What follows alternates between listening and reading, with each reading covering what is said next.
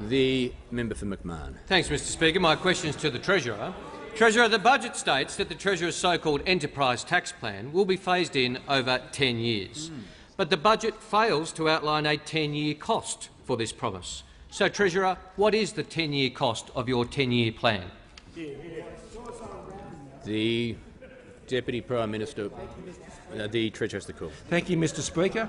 The budgeted tax plan, which is in our budget and forward estimates, the Shadow Treasurer would like to know that the budget and forward estimates goes for 4 years. It doesn't go for 10 years. I note that those opposite have adopted a 10-year budgeting strategy, which has left a $20 billion hole in their costings for their policies. But I also thank the member opposite for his keen interest in company tax cuts. And I know why, Mr Speaker, because on page 63 of Hearts and Minds, the Treasurer, we see a wonderful chapter.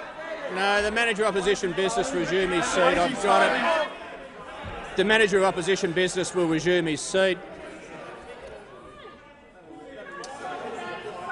The Treasurer will not use props. He's entitled to quote, but he will not use it as a prop. His weighty tome of Hearts and Minds, a blueprint for modern Labor. It says, promoting growth through cutting company tax, Mr Speaker. That's what it says. The Treasurer will resume his seat. The member for Isaacs.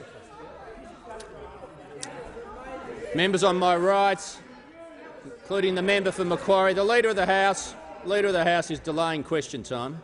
The Manager of Opposition Business on a point of order. Mr Speaker, on direct relevance, the day after the budget, he should be able to be relevant to the budget for more than 30 seconds in an answer. The Manager of Opposition Business will resume his seat.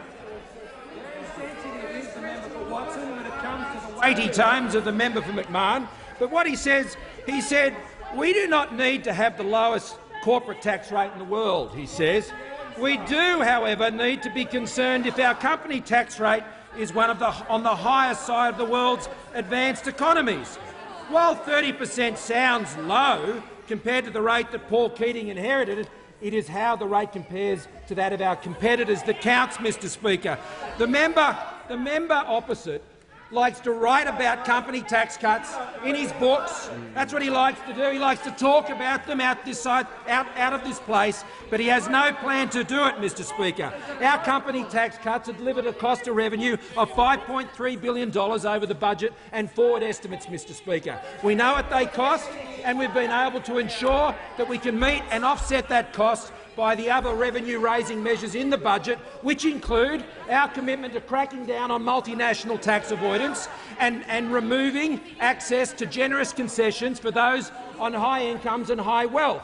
And in that area, Mr Speaker, we have raised $6 billion in additional revenue from just the top 4% of those with superannuation accounts. And we've reinvested $3 billion of that back into ensuring that we can pay for the company tax cuts and income tax cuts that are in this budget, and in addition to that, Mr Speaker, reinvesting in making superannuation fairer and more accessible and more flexible for the Australians who need it, Mr Speaker.